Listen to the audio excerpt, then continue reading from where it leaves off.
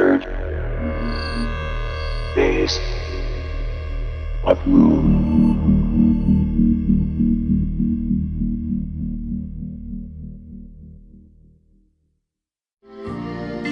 We have an unidentified flying object.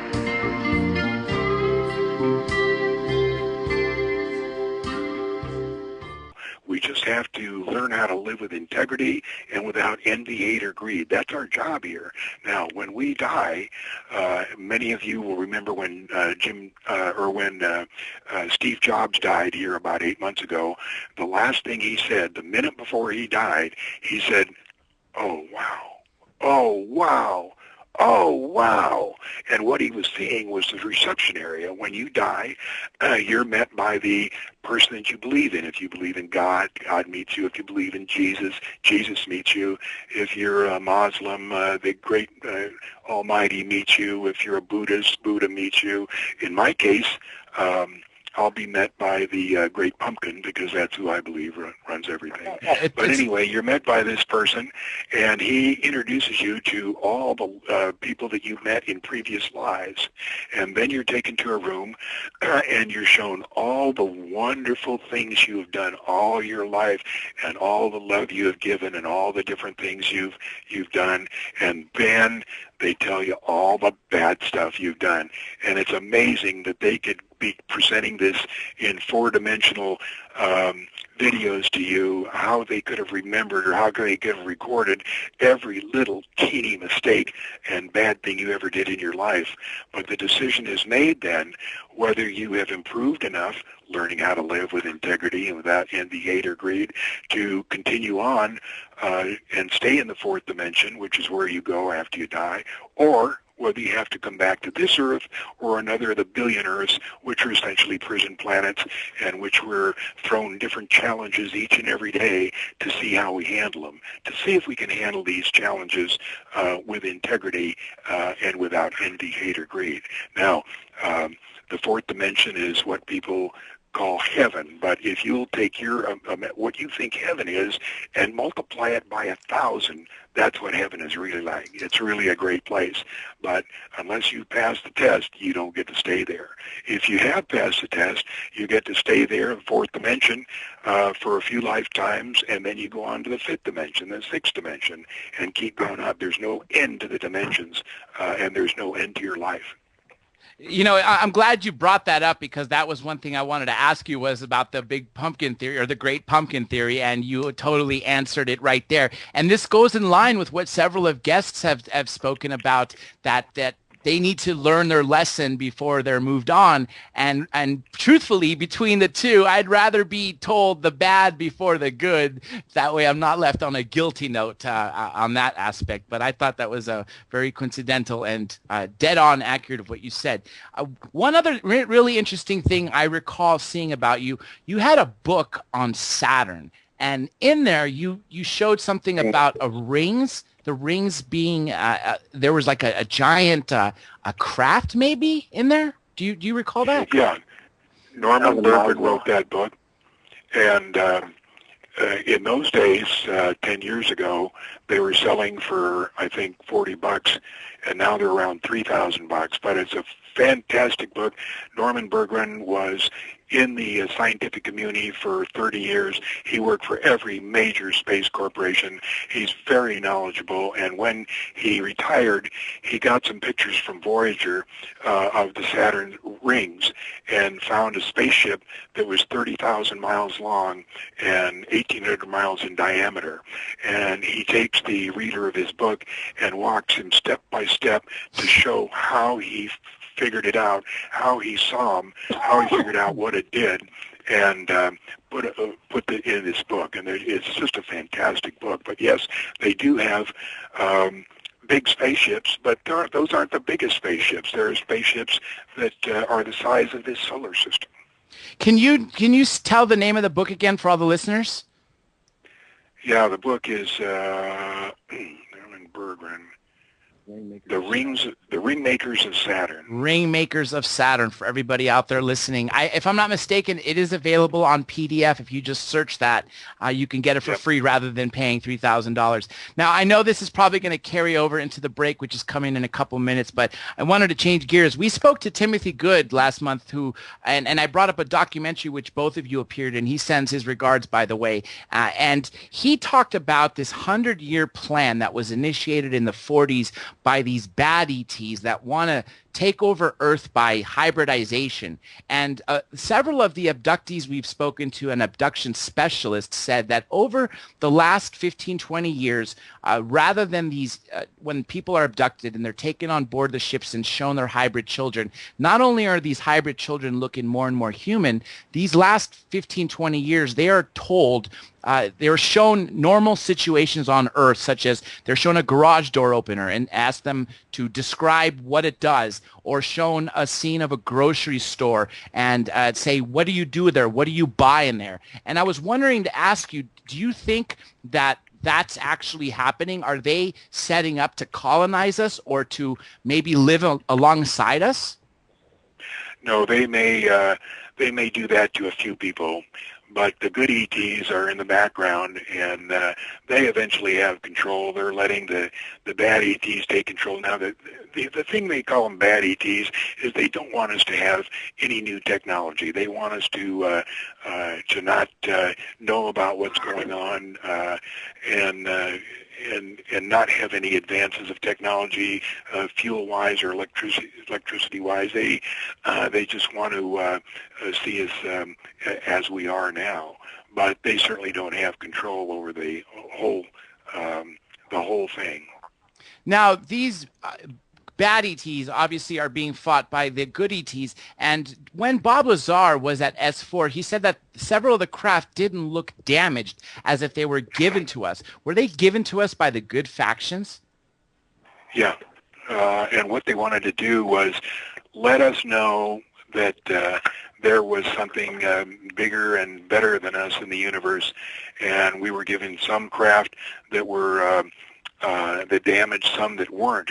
But it's hard to tell which is which, because those highly technical flying saucers are grown on a vine, like we grow grapes on a vine, and they're intelligent. They have their own, they're sentient. They can do stuff by themselves, and also they can regrow themselves. For instance, the wrecks at Roswell, wherever they took them, they grew back together until they were brand new. And those are like biorobots. We're going to pick this right back up when we come back from our final break. Everybody stay tuned. Third Phase of Moon Radio will be right back.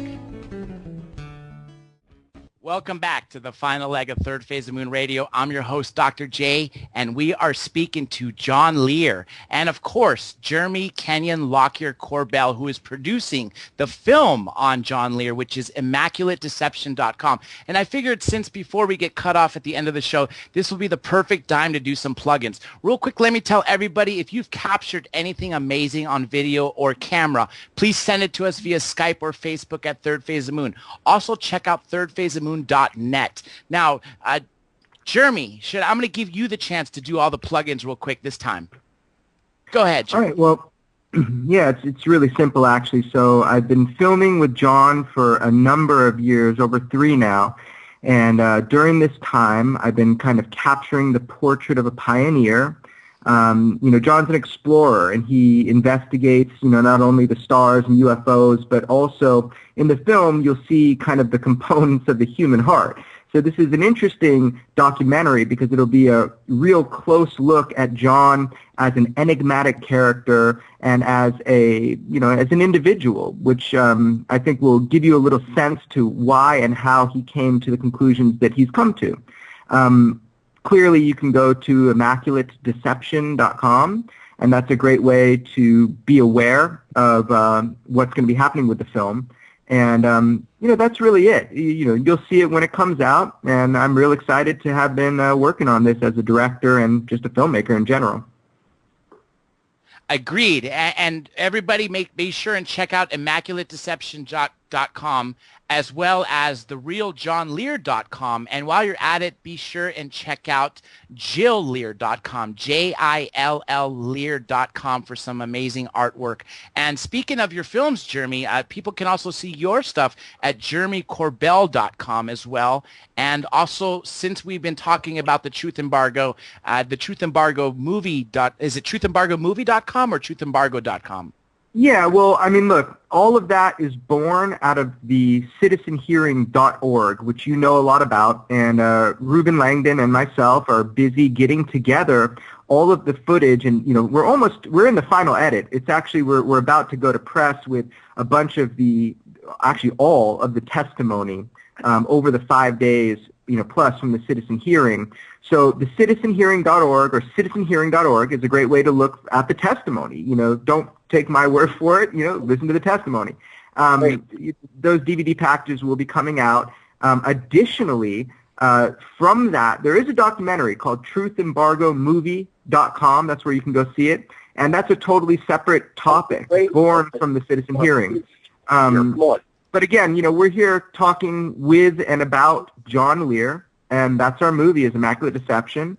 And, I hope you're all going to enjoy it. But, take the time to speak with John, because he's with you here now. So Absolutely. And like I said, I've been following his work for over 2 decades, and it is an honor to speak with you. We've only touched the surface of so many different things you have said. As a matter of fact, we do have a new caller who I'm going to give a chance to give a question to.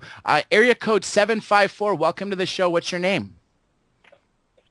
Hello? Yes, welcome to the show. What's your name? How you doing here? Hi, how you doing? Hey, Big Pappy 51 here. I wanted to get one point across here with any of you people out there that actually believe that the space shuttle is all we have. I have one thing to ask every single one of you. The space shuttle has been shut down since 2011. What are we using to service our Department of Defense satellites? And what are we using to service all our other satellites? It's the secret space program, SPAY-WAR, the Solar Warden. That was actually one of the topics I had to ask you about, Mr. Lear. Do you know anything about Solar Warden? It's part of the space program, and like he says, and like I said before, there's at least 4 different methods. We use different types of rockets that we use to get people into space. They're launched mainly from Kwajalein Island, and they go up 2 or 3 times a week. We're very busy, but we keep the public placated and tell them that we go to our poor Ruski friends to get a ride up to the space shuttle, or the International Space Station. I wanted to say one thing here is people who like to read the best book I ever read about all of this stuff is written by Lou Baldwin. His name is Lou, Lou, Baldin, and there's a book called In League with a UFO, one called A Day with an Extraterrestrial, and there's another one I forget the name of, but these are the best books you could ever read because they're written as fiction, but they're the true story of, for instance, what happened at Roswell, and that's in League with a UFO. And then there's another one about him being taken around the universe since he was a young man. He grew up in Italy. His father was with the U.S. Army, and that's called A Day with an Extraterrestrial. Remember, his name is Lou Baldin, Baldin, and any of your booksellers have his books. I will definitely be looking out for those books. Were these books written post Roswell in the 50s era? Or are these? Yeah, he wrote them in the last 10 years. Oh, recent books. Nonetheless, one other thing I wanted to ask you that I've heard you say was when we shot something at the moon, I think it was a rocket for a test, didn't it ring like a bell for a full minute? Yeah, supposedly, but most of things vibrate like that. I don't have any specific information on it. The Pioneer rockets were sent up by Van Allen, and they were the ones that found the deadly radiation, which would prevent our astronauts from going to the moon.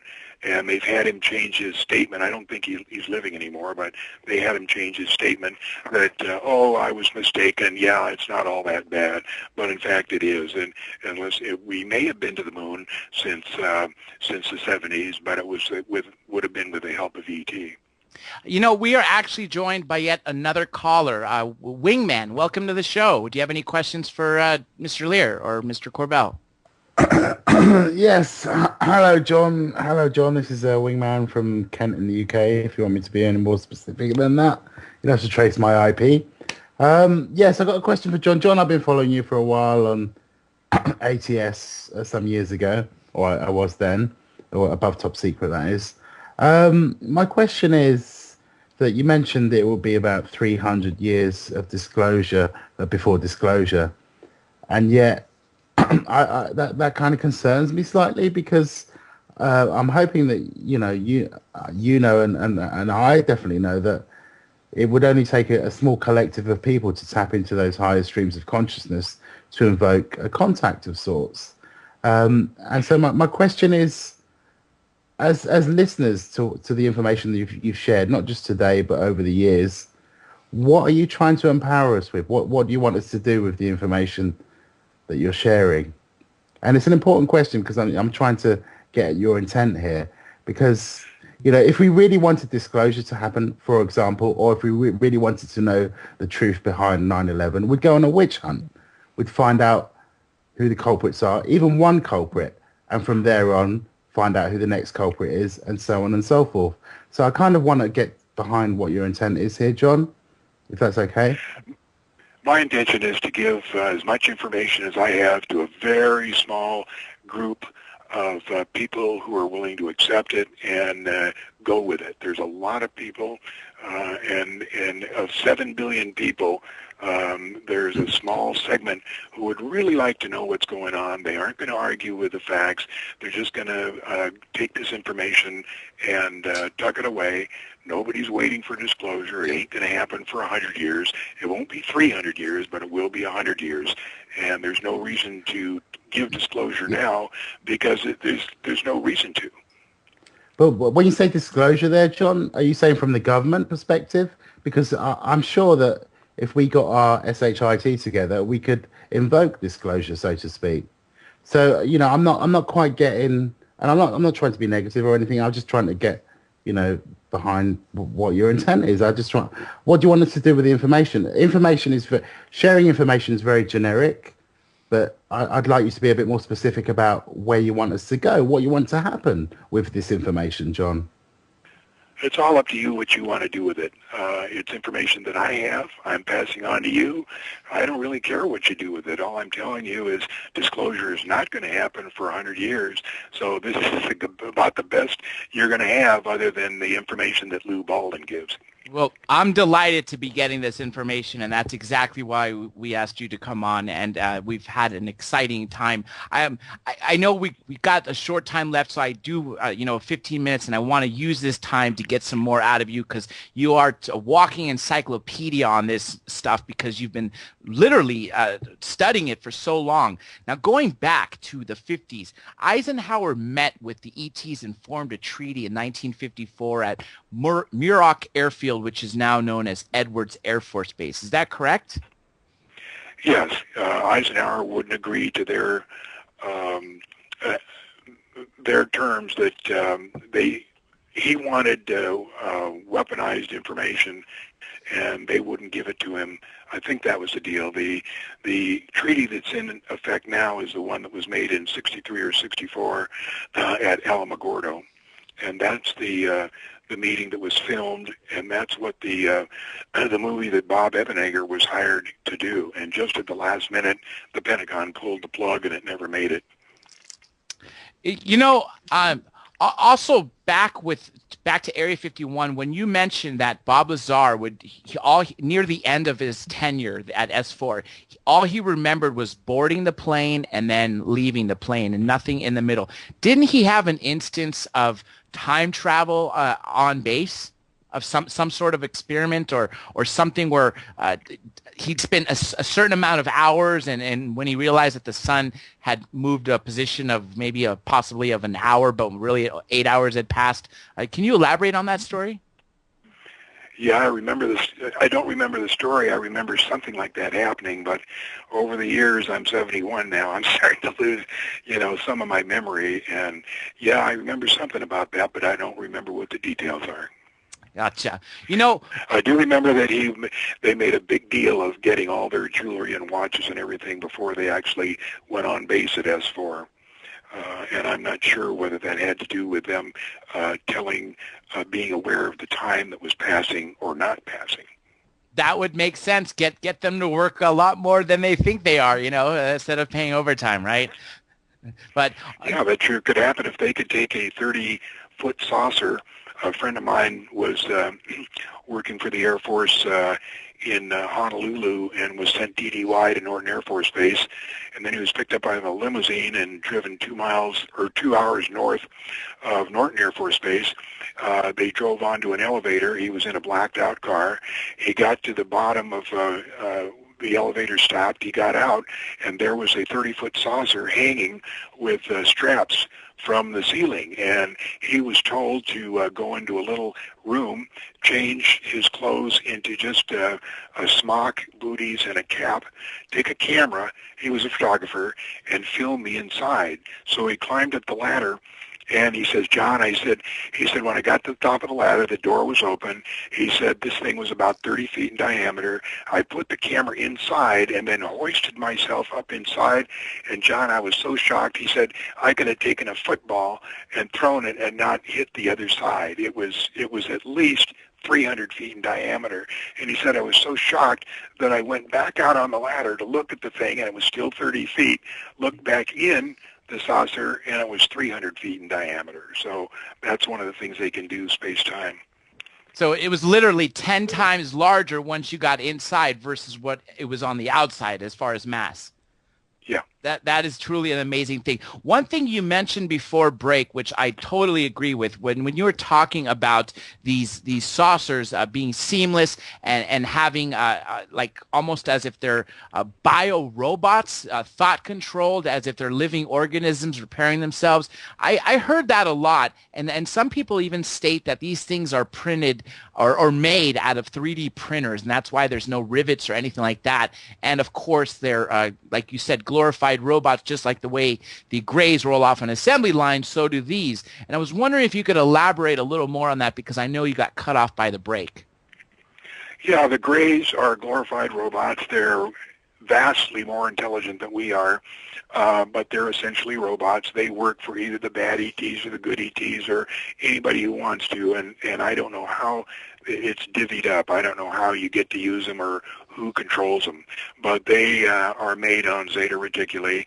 I've heard this story of Serpo and us going to Zeta Reticuli. I don't believe it. I heard the story many years ago that 3 people went there, and 2 came back. 1 died there. The story that Serpo is considerably more people went there. I don't believe it, but what do I know? The saucers, yes, are sentient. They can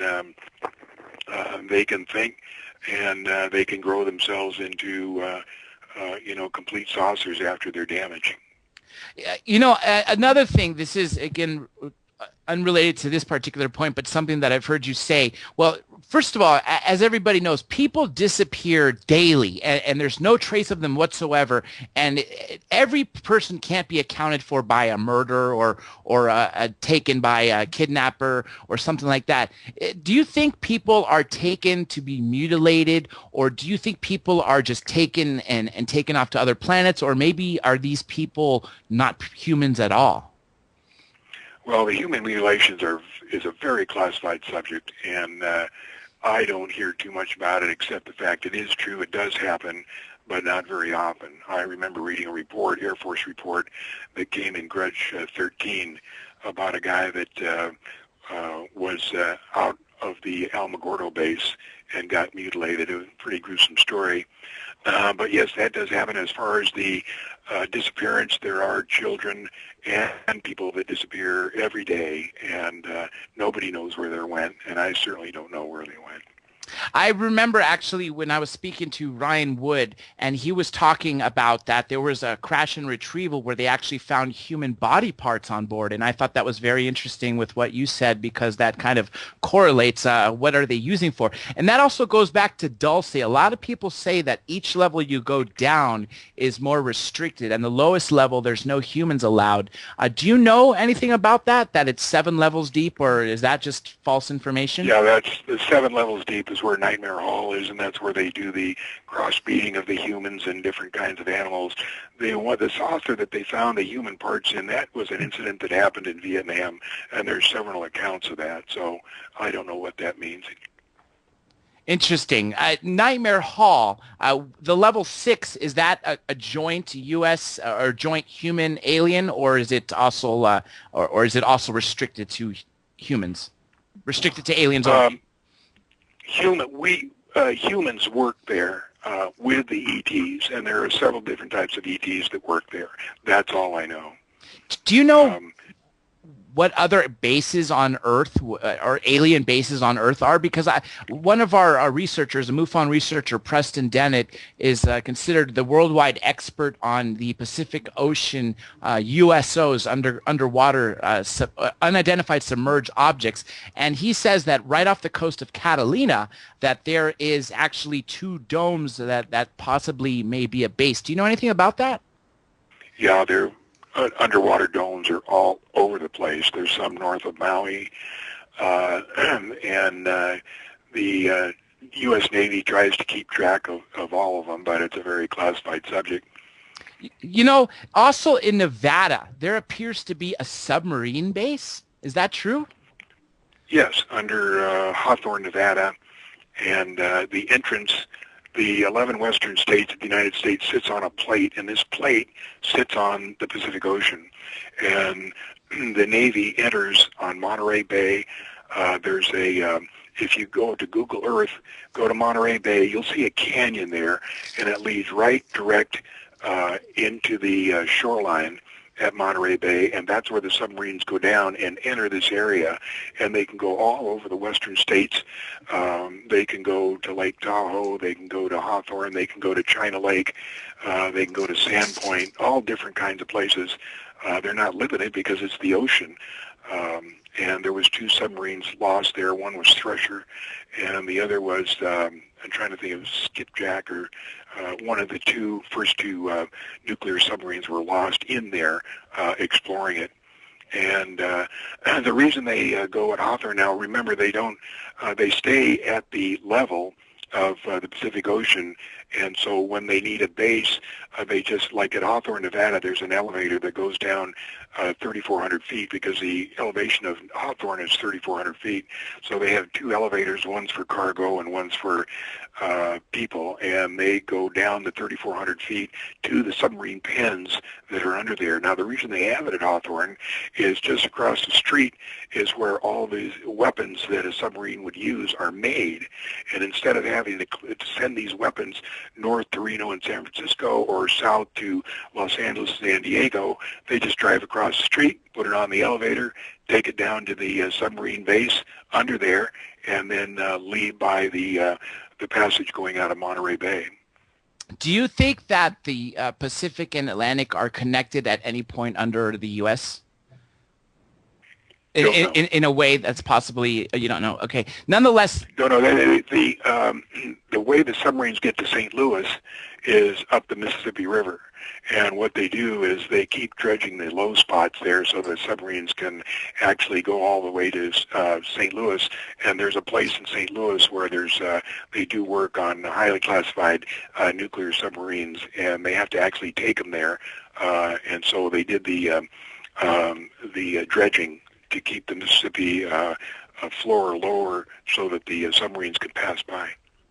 Now, speaking of under U.S., high-speed rails, I know we briefly touched on this. Now, isn't there high-speed rails that connect every base, literally from Area 51 to Edwards to Dulce to you name it, from all over the U.S. and then even abroad, like in Pine Gap and everything else in Australia and other places? Do you know about that? Absolutely. The Navy was the one that discovered this. It's from a prior civilization, and the entrance to this is in the submarine pens in San Diego. And the guys that ride in them say they get in them, and it's just a little kind of a vehicle on a kind of a track, and they close the hood on this thing, and in a matter of 2 or 3 minutes, they're just about any place in the United States or the world. The one specific incident I read was he went to North Dakota, found himself in North Dakota, and they had an ET from Tau Ceti there, and they found one of the guys that's Drake from the university in California was giving the ET a bad time, and a very interesting story. But yeah, these things go all over the place. Now, whether the ones that connect Edwards and Area 51 and Dulce and all the rest of the place, I don't know whether that's the same underground system, but there are certainly underground roads that trucks travel on, about 100,000 miles worth under the United States. You know, now going back to presidents in the know, obviously we know President Eisenhower knew. Nixon was his vice president, so he clearly knew. And then there's that story that he showed Jackie Gleason. And then people say that Kennedy was assassinated because he wanted to tell the world. And then, of course, Bush Sr., being director of CIA, we believe to be in the know. Is that correct, of those presidents that I said, or are there any presidents I'm missing that are in the know, have been in the know? No, First of all, President Kennedy wasn't assassinated because of that. He was assassinated by the Mossad because he kept insisting on inspecting Dimona, which is where the Israelis made their atomic bombs. And Ben-Gurion got tired of it, and they told Mossad in the summer of '63 to kill him, and then he resigned from prime minister, and in November is when they finished him off, and they did a very good job. They were helped by James Jesus Angleton, who is the CIA chief of station in Rome in 1947, when Israel was formed, 1948, and he was sent down there to help them put together their own secret service, their own CIA. Somehow he got corrupted, and when he was assigned to the CIA head of foreign intelligence in 1960, his raison d'etre was to find the Russian mole, and that whole his career until he was fired by Colby in 1972 was to find the Russian mole. The joke is he was the Russian mole because he was co-opted by Israel, who was passing all the information to the Russians. Now, as far as the what was the other question you had? The presidents in the know and the... Oh, yeah, the presidents in the know. The presidents are not told very much. 20 years ago is where my information is from, and comes from Bob Lazar's. The top secret is the lowest clearance you can get. Above that, there's 38 levels. There's 28 levels of top secret crypto that go top secret crypto 1, 2, 3, 4, 5, all the way up to 28. And then above that, there's 10 names. Umbra, Ultra, the top being Majestic. The Majestic, very few people get, and that's the one that Bob Lazar was being groomed for. But the President of the United States only has like top secret crypto 17. He's not told very much. He doesn't need to he doesn't need to know very much because he's a figurehead. He doesn't have anything to do with running the country other than the figurehead stuff. When he takes office, when a president takes office, somebody comes into his office the next day and tells him how it's going to work and what he's going to do. And basically that's how it worked. But they're not told very much. They're told, yes, there's aliens. We have a few dead aliens here if you want to see them, but that's all. Now, I heard the story of President Eisenhower when he asked to go see Area 51. They told him he wasn't cleared for it. He said, well, you better let me in or I'm going to take the First Army from Colorado and go in with him. And I don't know what happened after that. And everybody heard that at the citizen hearing. This brings us to the end of our show. Thank you, Mr. Lear. Everybody next week join us for Dr. Greer, and thanks again.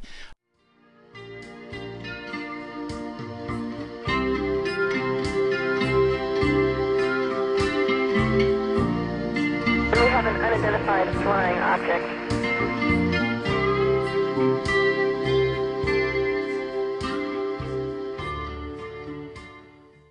Third